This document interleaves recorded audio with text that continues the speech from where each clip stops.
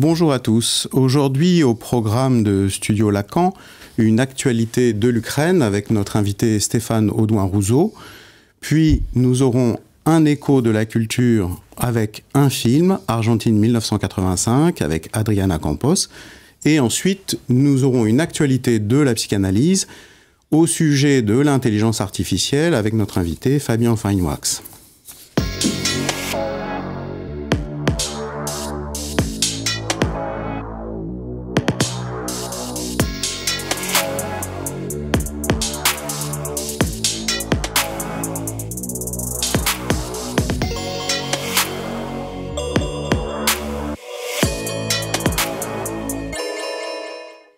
Bonjour et merci Stéphane Audouin-Rouzot d'être parmi nous pour la deuxième fois parce que vous étiez venu en mars 2022, quelques mois après le début de la guerre d'Ukraine.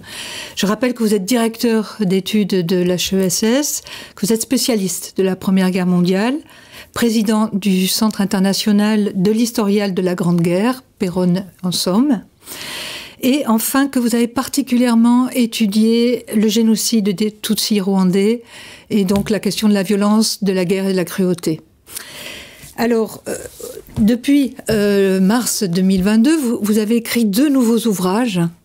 Le premier qui s'appelle La part d'ombre, qui est un dialogue avec Hervé Mazurel, qui a pour sous-titre le risque oublié de la guerre.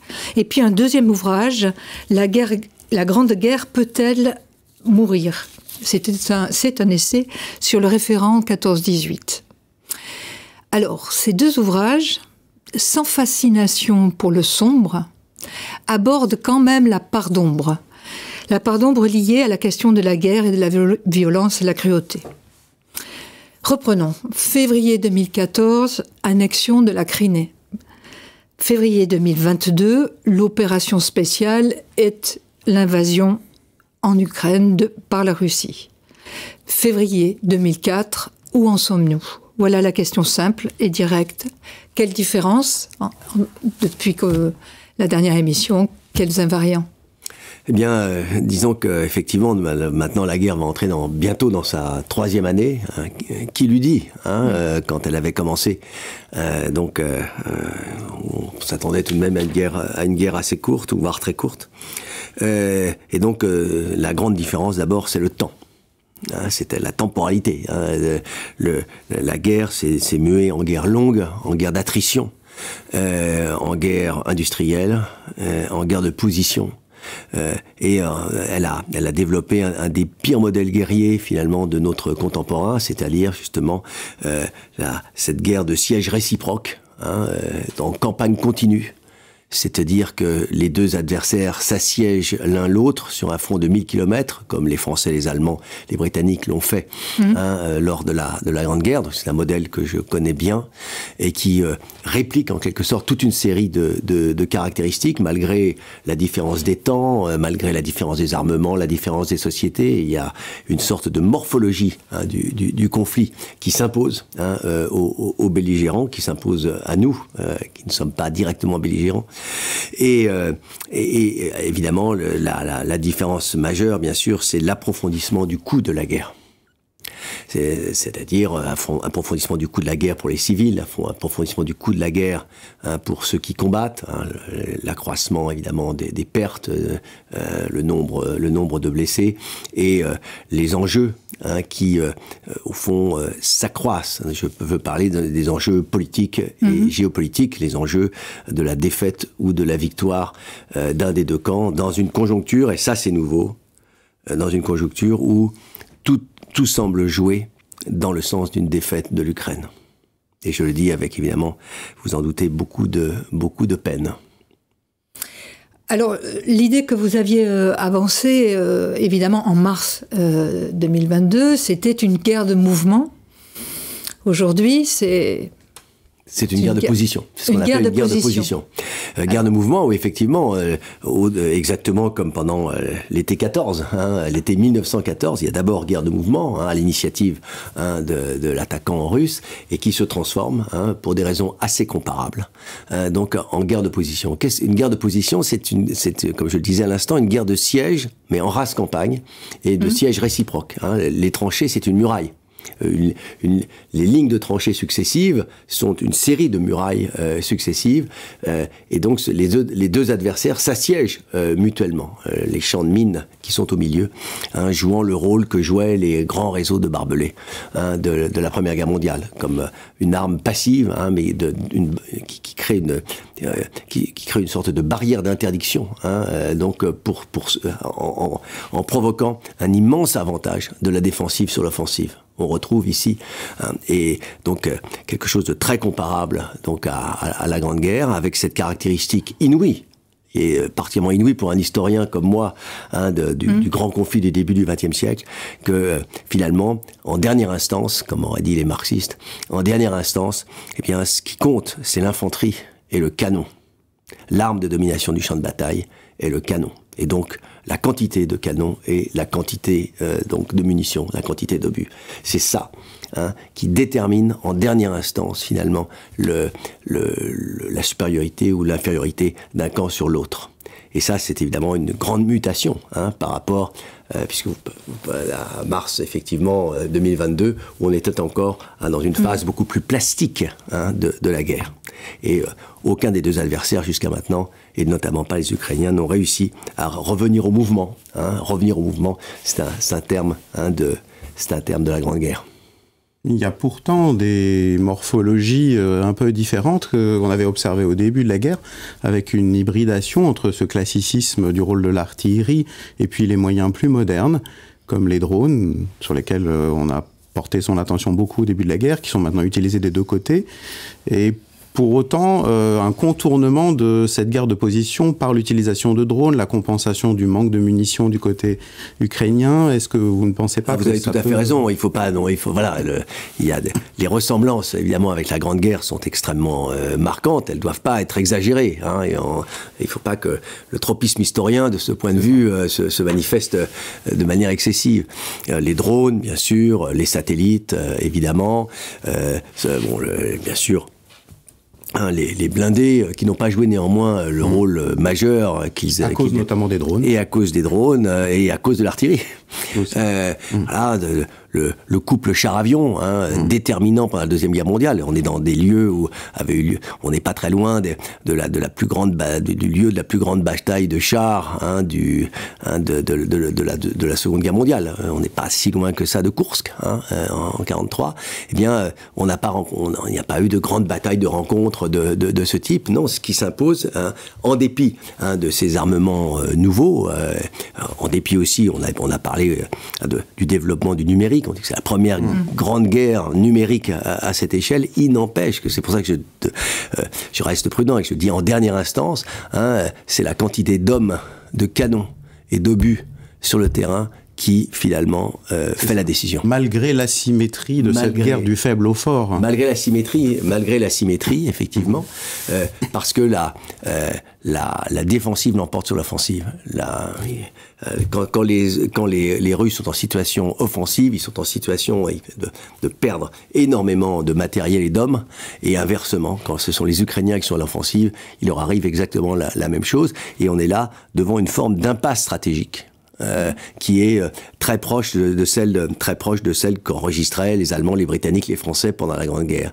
Mais justement, si ce raisonnement est exact, et l'avenir le dira, si ce raisonnement est exact, nous voyons bien que les Ukrainiens n'ont dans les mains aucun des outils qui ont permis aux Alliés de renverser le rapport des forces à l'été 1918. Ils n'ont pas la supériorité démographique, ils n'ont pas une économie de guerre, une supériorité industrielle qui leur permettrait de renverser renverser finalement l'équilibre des forces. Ils n'ont pas ce qu'avaient les Alliés en 1918, c'est-à-dire le couple char-avion que les Allemands n'avaient pas pour briser le front. Et donc la logique profonde du conflit tel qu'il se présente à nous aujourd'hui, la logique profonde penche vers une victoire russe par épuisement de leur adversaire. Ça n'est pas un discours qu'on entend partout. Là encore, vous nous réveillez, puisque je crois que c'est un peu ce que vous aimez faire, y compris dans votre travail, et surtout dans votre travail d'historien, même si là on en sort un peu, puisqu'on fait de l'histoire en train de s'écrire, ce qui est un petit peu difficile. Finalement, vous allez dans un sens à rebrousse-poil, en quelque sorte. C'est la levée du déni. Voilà. C'est la levée du déni.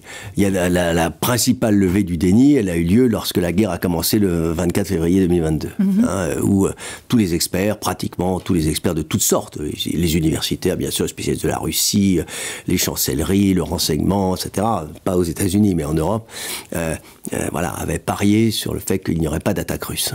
Donc le réel s'est effectivement imposé, mais le déni s'est reconstitué de tas de manières. Il s'est reconstitué tout de suite en disant oui, mais la guerre pourrait être courte, on pourrait aboutir à un cessez-le-feu rapide, et on a cru d'abord à des négociations ça paraît presque incroyable aujourd'hui quand on y repense.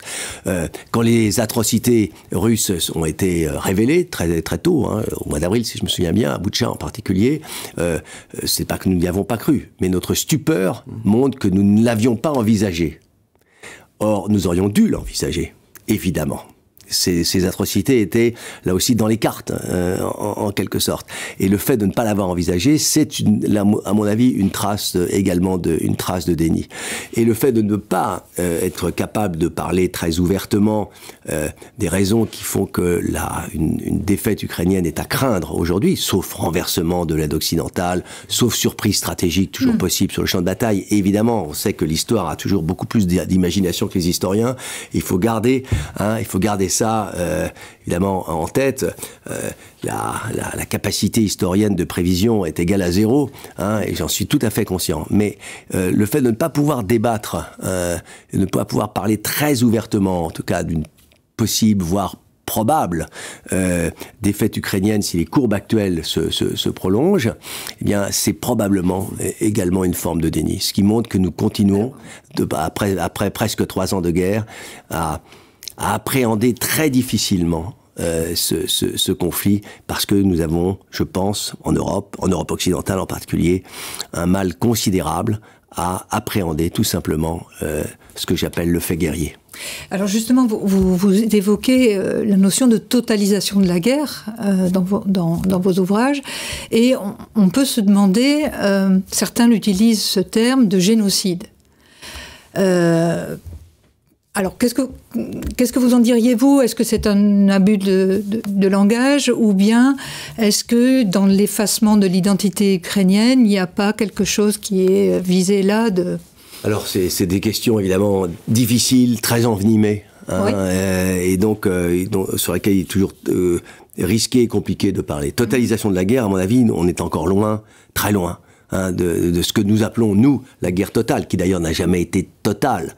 Il n'y a pas de modèle de guerre totale. Il y a des conflits qui ont été en voie de totalisation plus ou moins avancée.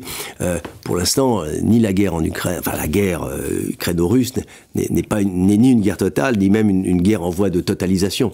Il y a une normalité de l'existence sociale, économique, politique même. Donc, dans les deux pays, qui montrent qu'on est encore très loin de la tension particulière donc qu'exprime le terme de guerre totale. Il se peut qu'on y arrive, mais pour l'instant, on en est encore loin. De même, ce terme de génocide ne paraît pas du tout convenir de manière générale, sauf sur un point. Et curieusement, il est assez peu évoqué, c'est la déportation d'enfants ukrainiens par milliers, semble-t-il, peut-être une vingtaine de milliers. Donc en Russie. Et ça, que si on se réfère évidemment à la déclaration de 1948, à la Convention de 48 sur le génocide, la déportation d'enfants d'un groupe vers un autre groupe, fait partie, entre, si vous voulez, dans la définition du génocide. Or, c'est exactement ce que la Russie a conduit par cette déportation d'enfants ukrainiens présentée comme une manière de les protéger. Et curieusement, ce n'est pas sous ce chef d'incrimination, en quelque sorte, que cette déportation absolument atroce, absolument scandaleuse, est présentée généralement dans les médias autour de nous, alors que des actes de guerre tout à fait absolument condamnables, évidemment, bombardements de populations civiles, etc., sont souvent présentés comme pouvant évidemment faire partie d'une politique génocidaire, ce qui, à mon avis, ne sont pas. Donc, il est assez curieux que notre travail de nomination, si je puis dire, de ce qui se joue actuellement dans cette guerre d'Ukraine, porte souvent à faux, en fait, avec trop de mots, en quelque sorte, trop de grands mots à certains endroits et pas assez à d'autres. Alors les grands mots, justement, vous avez signalé dans un de vos ouvrages qu'une lecture à distance, très en surplomb de l'histoire, favorisait une certaine héroïsation, une lecture héroïque de l'histoire, et on va en avoir un exemple avec Adriana Campos qui va venir nous parler d'un film sur l'Argentine et d'un héros, et ça nous fera une transition aussi avec un autre héros pour revenir avec vous tout à l'heure après sa chronique.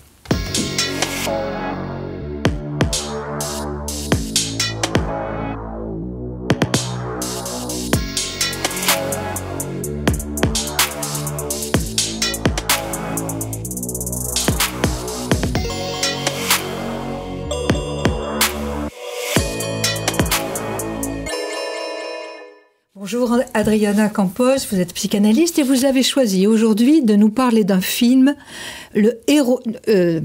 Argentine 1985 de Santiago Mitre.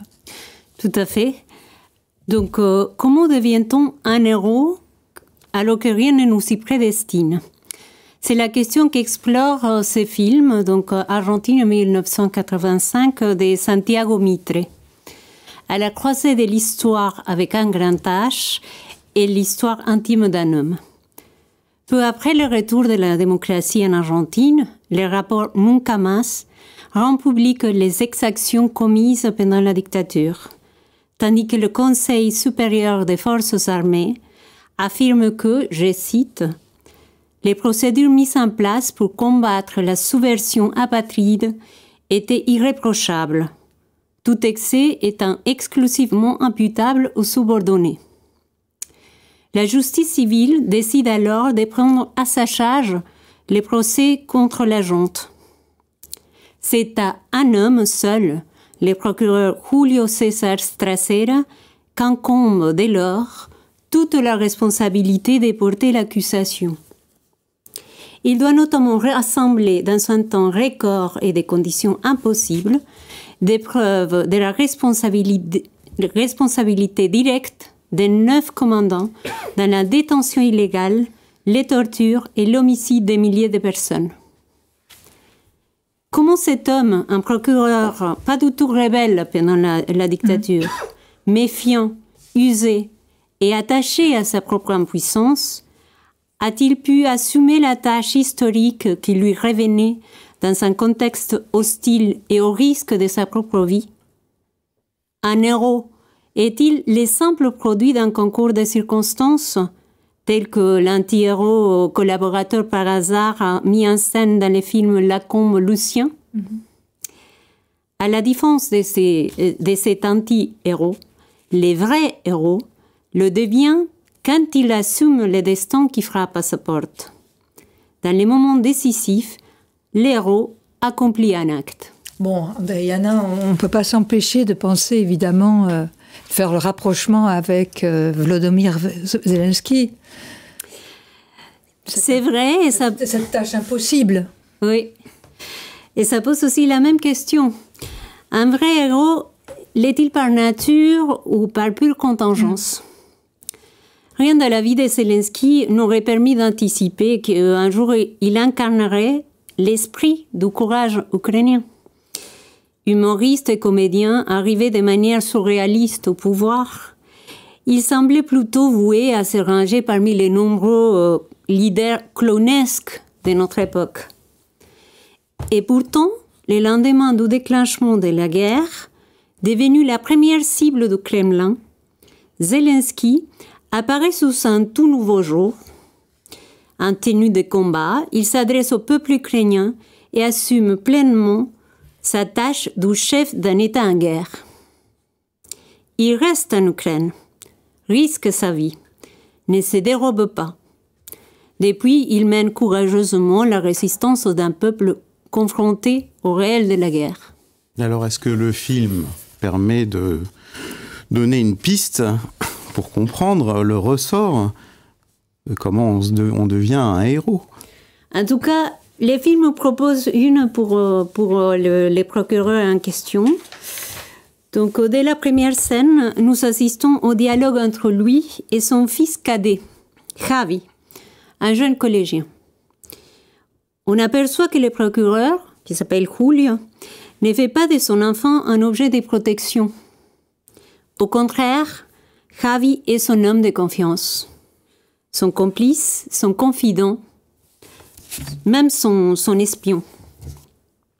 C'est à Javi qu'il parle des tenants et des aboutissants de la situation qui lui tombe dessus. Il ne lui épargne pas les savoirs des enjeux et des risques qu'il encourt. Là où Julio se ferme à sa femme, où il n'arrive pas à prendre appui sur les encouragements de son mentor, il consent à se faire la dupe de son fils qui, lui, croit à son père. Grâce à son fils, Julio trouve la force de devenir un héros qui assume pleinement la tâche à laquelle par ailleurs il ne peut pas se dérober. Le travail du procureur et de son équipe a permis que des centaines de témoignages soient entendus pendant les procès les plus importants de l'histoire argentine, rendant publique une vérité qui a bouleversé l'opinion et donnant sa juste place à une parole digne sur l'horreur. À la fin du film, en apprenant le résultat de l'audience, Julio s'effondre et là encore, son fils lui permet de saisir la valeur de ce qu'il avait obtenu et l'importance de poursuivre le combat. Cette fois-ci, il a le choix. La dernière scène nous montre Julio rédigeant sous les champs l'appel de la décision des juges, embrassant ainsi avec enthousiasme sa propre malédiction. Bien, merci Andriana. Et il nous reste donc à savoir s'il y a un ravi de Zelensky et est-ce qu'il gardera son enthousiasme, Stéphane Audouin-Rousseau. Oui, malédiction de... Oui. C'est un cas très intéressant, effectivement. Il y a peut-être plusieurs types de héros. Zelensky, même si, effectivement, il revêt un uniforme, un habit militaire, ou partiellement militaire, c'est d'abord un héros politique. Et donc, il y a le héros politique, puis le héros militaire, ou politico-militaire, puis il y en a d'autres, des héros médicaux, des héros, etc. On pourrait, il y a plusieurs formes de héros, et effectivement, vous avez tout à fait raison. Zelensky, rien ne prédisposait effectivement Zelensky donc à cette position d'héroïsme qui est en même temps une position centrale dans la mesure où c'est lui au fond qui cristallise un phénomène que la France avait connu en 1914, qui est ce qu'on avait appelé l'union sacrée. C'est-à-dire le regroupement sociopolitique autour du pouvoir dans un but unique qui est de faire la guerre. Et ceci sans faire disparaître les divisions sociales et politiques ordinaires, mais elles sont en quelque sorte suspendues, suspendues au moins pour un temps, afin de pouvoir se consacrer finalement à la tâche principale. Ça, c'est évidemment, si je puis dire, c'est la tâche du héros. C'est la tâche du héros, c'est de créer cette union sacrée sans laquelle il n'y a pas de guerre d'attrition comme celle qui... Alors, est-ce qu'il la crée ou est-ce qu'il l'incarne? Les deux. Parce qu'en France, je crois que c'est Poincaré qui a utilisé cette expression, sociologie très différente. On voit que là, en Ukraine, on n'a pas mobilisé les plus jeunes, les 25 ans, et on hésite. quelque chose d'une cohésion sociale qui peut-être est différente par rapport au siècle dernier. Oui, certainement. On n'y a pas eu, et d'ailleurs l'Ukraine en paye un prix assez élevé. Il n'y a pas eu de mobilisation générale. La France, qui était un pays en 14 qui avait à peu près la même population que l'Ukraine au début de la guerre, une quarantaine de millions d'habitants, un peu moins pour la France, mobilise 3 600 000 hommes. C'est-à-dire que la totalité des hommes de 20 à 49 ans sont mobilisés avec une tension de recrutement donc extrême que l'Ukraine a voulu épargner finalement, que le pouvoir ukrainien a voulu épargner à sa société, et qui fait que évidemment après 2 années de combat et 2 années de perte aussi, se retrouve avec un manque d'hommes qui est d'ailleurs tout à fait admis par le pouvoir. Des deux côtés, certains sont partis à l'étranger. Voilà. Et est-ce qu'on peut parler d'union et est-ce qu'on peut parler de sacré aujourd'hui? Il y a eu néanmoins, il y a des travaux de sociologie par exemple, assez très intéressants autour des soins aux blessés par exemple, de la prise en charge par la société des blessés, des amputés ukrainiens, etc. On voit bien qu'il y a un courant de solidarité qui s'est manifesté dès le début du conflit et qui ne s'est pas tari aujourd'hui. La question, c'est que voilà, si on raisonne en termes de temps, nous entrons dans la 3e année de guerre, c'est-à-dire qu'on va entrer disons à l'automne, l'équivalent de l'automne 1916, et c'est le moment des premières failles. C'est le moment des premières ruptures. C'est le moment où l'épuisement que provoque la guerre, épuisement physique, psychologique, la marque des deuils, commence à se faire sentir. C'était le cas dans la France en guerre. C'est le cas dans la société ukrainienne aujourd'hui. Toutes les études semblent le montrer. Est-ce que la Russie n'a pas un avantage en invoquant quelque chose d'une guerre de civilisation contre l'Occident, avec une référence au sacré qui semble avoir pris le relais de la première rhétorique poutinienne? Oui, c'est évident. D'abord, elle a un avantage considérable en termes de moindre tension de la société russe devant cette guerre. Chacun sait que les pertes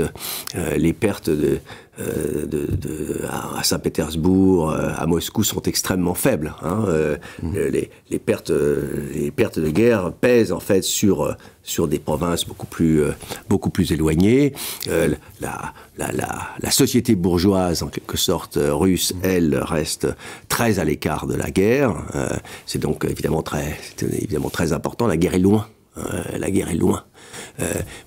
Il y a eu des témoignages particulièrement intéressants sur le fait qu'elle était même, cette guerre dans les régions les plus pauvres, etc., elle était très rémunératrice pour ceux qui s'étaient engagés. Cette phrase d'un historien russe récente, les Russes vivent actuellement la meilleure période de leur vie. Une phrase absolument terrible, mais qu'il faut considérer et prendre en compte. Et puis effectivement, il y a dans cette guerre russe, il y a une forme d'eschatologie. Vous avez parfaitement raison de le souligner. Une guerre civilisationnelle dont la dimension religieuse est assez marquée. Et d'ailleurs, l'Église orthodoxe russe est en soutien de cette guerre depuis l'origine. Et dont le patron est un membre du FSB. Peu importe, oui, bien entendu. Et à quoi s'ajoute évidemment cette mobilisation à la fois, à nos yeux, très grossière, mais peut-être extrêmement efficace, du souvenir historique russe de la Deuxième Guerre mondiale, à travers la dénazification, bien sûr, la Grande Guerre patriotique. Et donc, on voit bien qu'on est très loin d'un épuisement de la société, très très loin de tout épuisement de la société russe. Eux font de l'histoire. Du reste, Poutine a des grands discours historiques. Il a fait son premier discours au début de la guerre, qui était une mise en perspective très brillante. C'est le titre d'un très brillant essai de grand historien de la Russie et de l'URSS, Nicolas Vert, Poutine, historien en chef. C'est exactement ça. Le storytelling. Il y a un storytelling, un storytelling plus exactement, je crois qu'il faut inventer le terme, qui est particulièrement qui évidemment nous sidère ici, mais qui paraît mordre efficacement sur la société russe, qui par ailleurs, on le sait, a une distance au pouvoir politique qui la rend relativement étanche aux doutes et aux questionnements.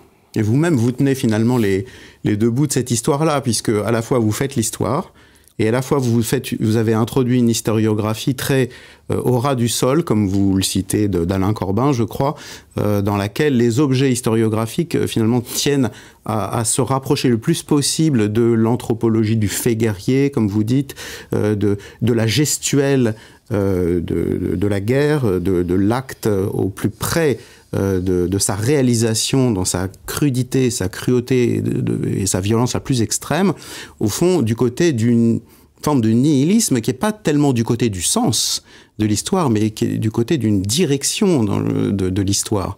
Je crois que le fait guerrier doit s'apprécier, si je puis dire, avec les guillemets, doit s'apprécier de près, si on veut avoir une chance de lui donner un peu d'intelligibilité. Et créer un minimum d'effets de connaissance.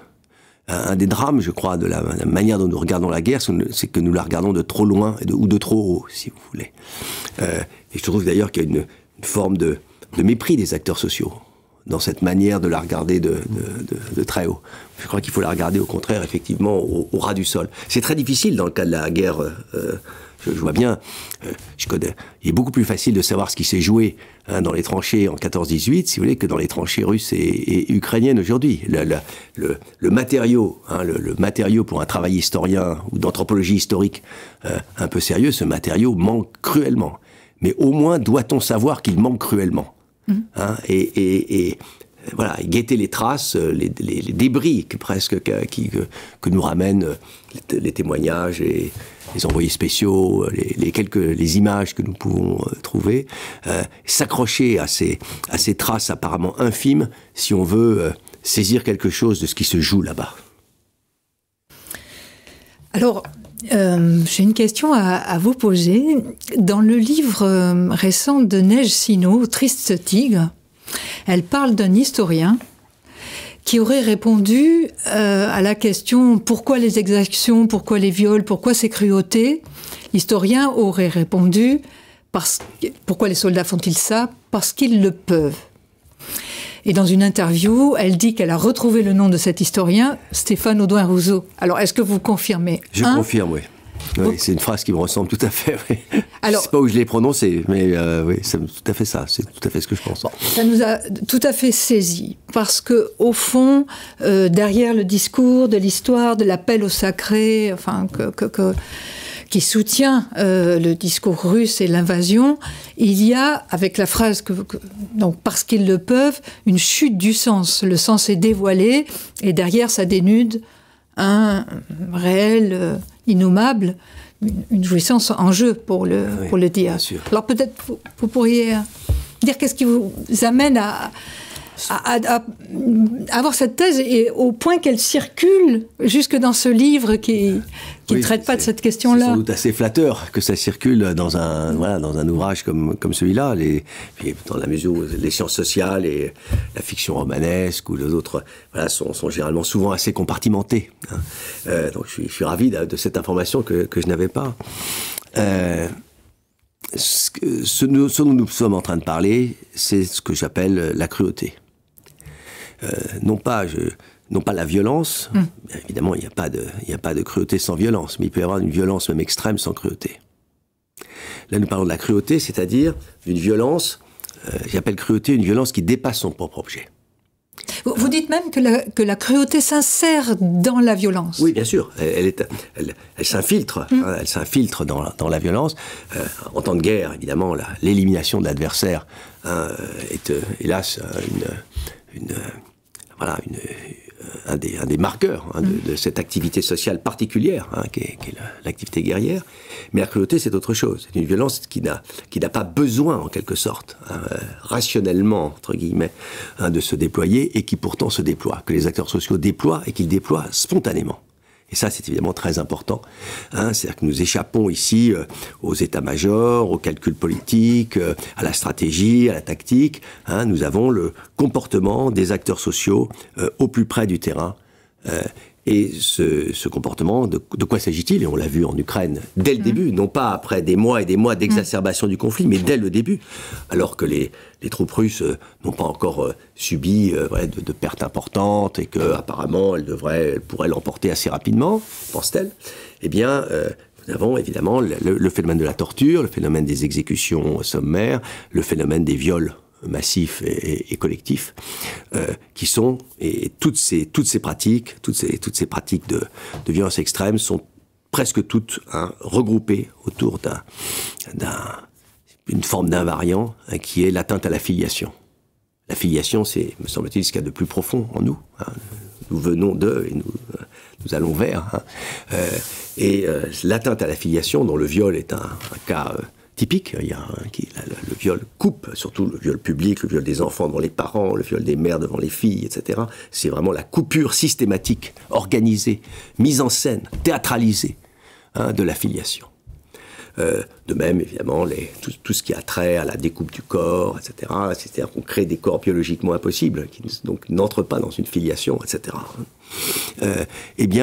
Voilà, la cruauté s'infiltre presque toujours dans la violence. Elle s'ajoute à la violence. Et elle nous pose une question essentielle, évidemment, que nous ne pouvons pas complètement résoudre, c'est pourquoi? Pourquoi la cruauté? Pourquoi la créativité cruelle des acteurs sociaux en temps de guerre?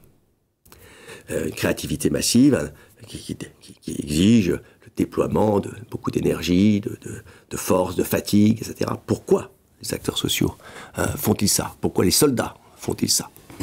Pourquoi subvertissent-ils même l'ordre de leur organisation militaire pour le faire? Et une des réponses que nous pouvons avoir, c'est qu'ils le font parce qu'ils peuvent le faire. Ils le font parce qu'ils peuvent le faire, parce que ce moment du déploiement de la cruauté, c'est le moment, évidemment, de dilatation du moi, de dilatation de l'ego, de la prise du pouvoir sur l'autre, l'homme, la femme, l'enfant, etc. Et évidemment, c'est le moment de la jouissance du bourreau. Le cruel rit presque toujours. Il rit, il sourit, il insulte, il se réjouit. Il fête son déploiement de cruauté. Au Rwanda, c'était particulièrement frappant.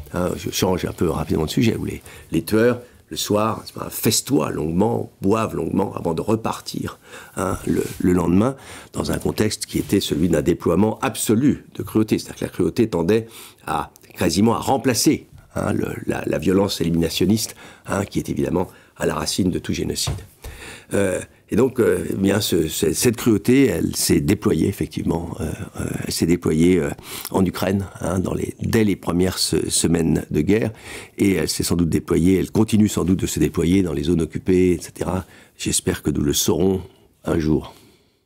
Mais c'est dire vraiment, il me semble, si votre travail d'historien, au point où vous en êtes de votre carrière, aboutit à une espèce d'asymptote qui rejoint, et d'ailleurs vous avez travaillé avec des psychanalystes, vous avez travaillé avec un psychanalyste en particulier pendant des années, ça rejoint la psychanalyse d'une certaine manière, et ce travail, vous dites, au plus proche, au plus près de l'humain, paradoxalement, éclaire en effet sur la grande histoire. Cette dialectique entre la micro-histoire et la grande histoire, là, montre son efficace, au point qu'on peut se demander si, au fond, et d'ailleurs vous posez la question à la fin d'un de vos ouvrages, est-ce qu'il y a tant d'histoires que ça, finalement? Est-ce que tout ça, malgré Thucydide, est-ce que tout ça ne reste pas un mythe qui sert à recouvrir des fictions, comme Lacan le disait, qui servent à recouvrir cette horreur que vous avez découverte et que vous redécouvrez, comme au Rwanda, quelques années après le Rwanda, avec effarement la difficulté d'ouvrir les yeux. Je crois que c'est une thématique qui vous est très importante, intime même, Et ça répond peut-être aussi à la question que vous adressez, Bernard Kouchner, au fond, à quoi servent les historiens? Et là, vous le démontrez, finalement. Alors oui, à condition peut-être que les historiens sachent sortir de l'histoire. Exactement. Hein, c'est tout à fait ça. C'est un tour de force. C'est évidemment ça qu'il faut faire. L'histoire, je crois, j'ai beaucoup de respect pour l'histoire, qui est ma discipline de départ et de toujours. Mais l'histoire est une discipline robuste. C'est ancienne, Thucydide, on l'a dit, et Hérodote, mais sommaire. Je le sais depuis longtemps. Sommaire, elle a besoin de beaucoup d'autres choses pour trouver son efficace, justement. Elle a besoin de se subvertir elle-même, si elle veut voilà, créer les effets de connaissance, les effets d'intelligibilité qu'elle peut créer. Il y en a qu'elle ne peut pas créer, de toute façon. Ici, oui, comment se fait-il? Comment se fait-il que les soldats russes ici, les soldats nazis en URSS en 41 ou en 42, que les Hutus, donc les Hutus du Rwanda, donc en 94, au fond déploient des pratiques de cruauté qui sont toujours plus ou moins identiques. Et donc elles échappent à l'histoire, elles échappent au social même, elles échappent à la culture.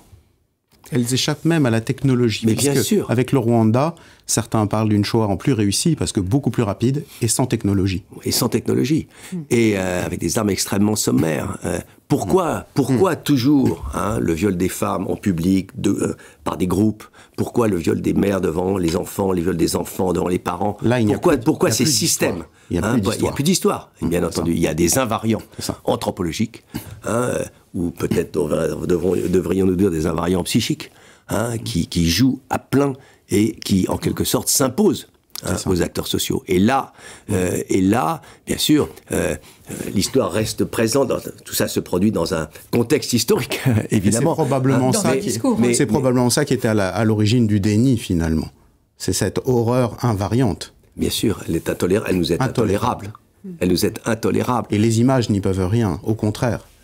Au contraire, évidemment. Bien, mais écoutez, sur ces phrases très lourdes de sens, on va passer la parole à notre invité pour sa chronique psychanalytique de l'actualité de la psychanalyse, Fabien Feinwax, à propos d'autre chose que nous pourrions dénier, qui est peut-être le risque, un nouveau risque, celui de l'intelligence artificielle. Grand merci.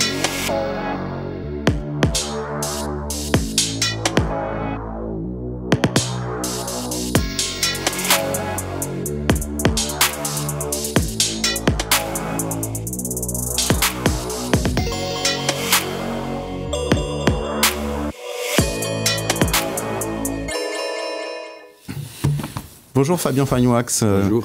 Merci de venir nous parler d'une actualité. Donc, vous êtes psychanalyste, membre de l'école de la cause freudienne, et c'est une actualité du département de psychanalyse de Paris 8 qui est en rapport avec la technologie.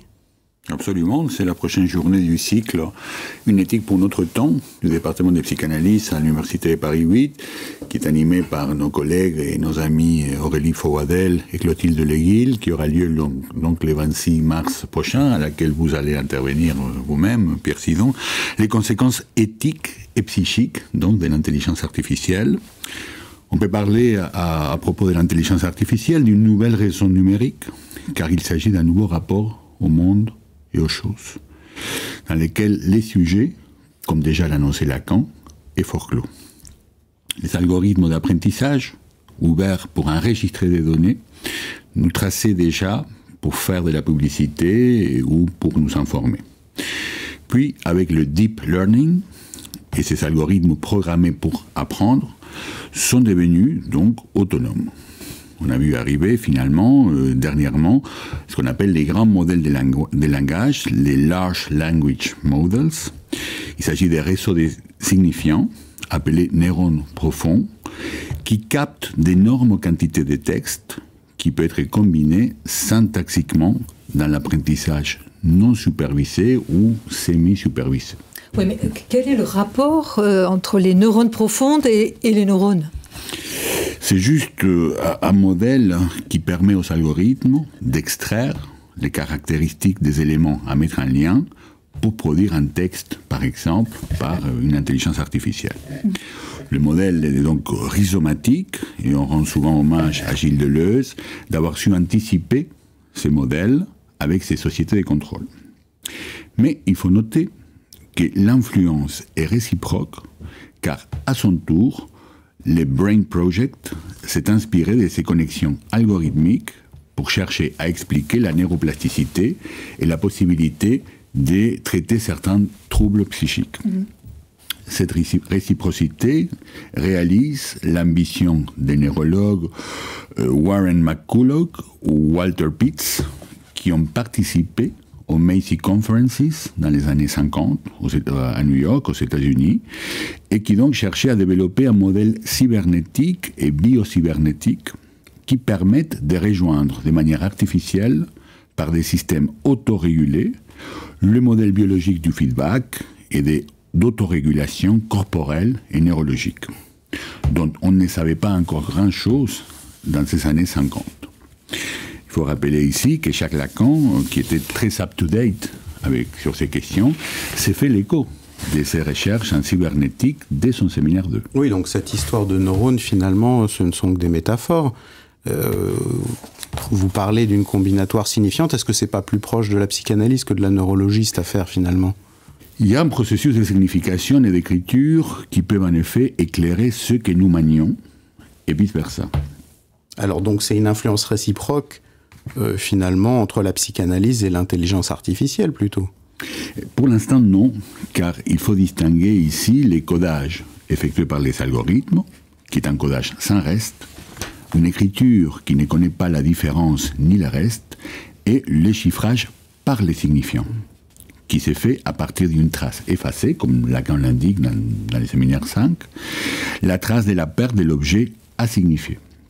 On pourrait en effet penser ces nouvelles ordres numériques présents dans les big data et dans les intelligences artificielles comme un succédané, comme un ersatz de ce que Lacan appelait les grands autres, les trésors des signifiants. Sauf que, dans les big data, il n'y a pas de métaphore. À chaque trace correspond un chiffre. Le big data étant devenu un ensemble ouvert d'écriture des traces numériques qui se modifient en permanence selon les inputs qui ramènent des informations de l'extérieur. Le big data est le lieu d'inscription des traces des passages de l'individu, de l'internaute, sur la toile en chiffres, car le chiffre écrit les effets de nos parcours sur la toile et non pas un effet de signification comme les signifiants. On pourrait parler d'un grand autre de synthèse, car le signifiant, selon Lacan, signifie un objet en tant qu'il n'est plus là, un signifiant dans un rêve ou dans un lapsus, s'exprime dans les mouvements d'ouverture et de fermeture de l'inconscient. Avec les algorithmes, nous avons plutôt les chiffrages, l'écriture en caractère numérique de la trace. Et ces traces glissent en permanence. Dominique Cardon, qui a écrit un bel essai sur les rêves des algorithmes, affirme, en s'inspirant de Gilles Deleuze, que l'individu des algorithmes est un dividu, à jamais divisé dans les flux du contrôle machinique. On a comme un écho du sujet divisé de Lacan dans cette formule. Alors, ce qu'il faut dire ici, c'est que les algorithmes rêvent et hallucinent. Ce qu'on appelle les rêves d'algorithmes, ce sont des associations inopportunes des data. On parle en linguistique de la copule des signifiants. Eh bien, ici, ils compilent les algorithmes de façon intempestive, comme le reste de cet énorme combinatoire qui se met en place entre l'information chiffrée utilisée par les algorithmes. Quant à l'hallucination des algorithmes, c'est une réponse fausse ou trompeuse qui est présentée comme un fait certain. Par exemple, un chatbot qui génère un chiffre d'affaires pour une entreprise sans savoir des données à ce sujet. C'est-à-dire que, comme dans un théorème, nous pouvons avoir des propositions fausses générées par les algorithmes, vérifiant par là qu'une intelligence artificielle est aussi bien un système qui tolère les théorèmes d'incomplétude et d'indécidabilité du logicien Kurt Gödel. Cette dimension synthétique de la signification présente dans les algorithmes indique que le chiffrage en question est sans équivoque, et surtout sans reste, hormis ces rêves bizarres des algorithmes que les chercheurs ont repérés. Écriture numérique, mathématique, est donc réelle, où chaque donnée correspond de manière univoque à une information. Ce qui se dessine à partir d'ici, avec ce nouvel ordre numérique, c'est non seulement la réalisation du rêve de la cybernétique de créer un langage naturel de synthèse comme celui des intelligences artificielles, mais au-delà, le rêve de la science moderne de pouvoir trouver une écriture mathématique à l'ensemble de l'expérience de l'être parlant. Alors, on frémit à penser aux conséquences politiques de l'avènement de cette nouvelle raison numérique.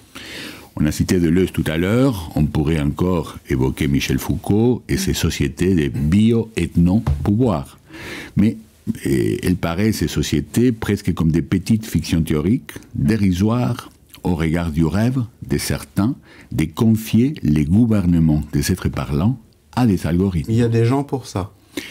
Et oui, peut-être une manière de se remettre à un grand autre absolu, d'autant plus solide et fiable que Dieu, parce que numérique cette fois-ci, scientifique et donc technologique. C'est, notons-le, le désir que nous interrogeons ici de se remettre à un autre numérique, cette fois-ci, et non pas la capacité réelle de cette nouvelle raison. Et ce serait finalement un formidable paradoxe, tout de même, devoir réintroduire la figure divine à partir de ces grands autres à l'horizon des réalisations de la science moderne, alors qu'elle est née dans un désir de s'approprier ces mêmes affaires qui avaient été prises en charge pendant des siècles par les dieux et leurs raisons obscures, dans un mouvement de sécularisation qui a salué le recentrement de l'homme aux commandes de son propre destin. Merci beaucoup. Vertigineux. Pour ce vertige, oui, qui fait quand même revenir à un même point. Cette émission est terminée. Nous remercions nos invités et nous vous donnons rendez-vous pour une prochaine émission. Pierre, à bientôt. À bientôt, Catherine.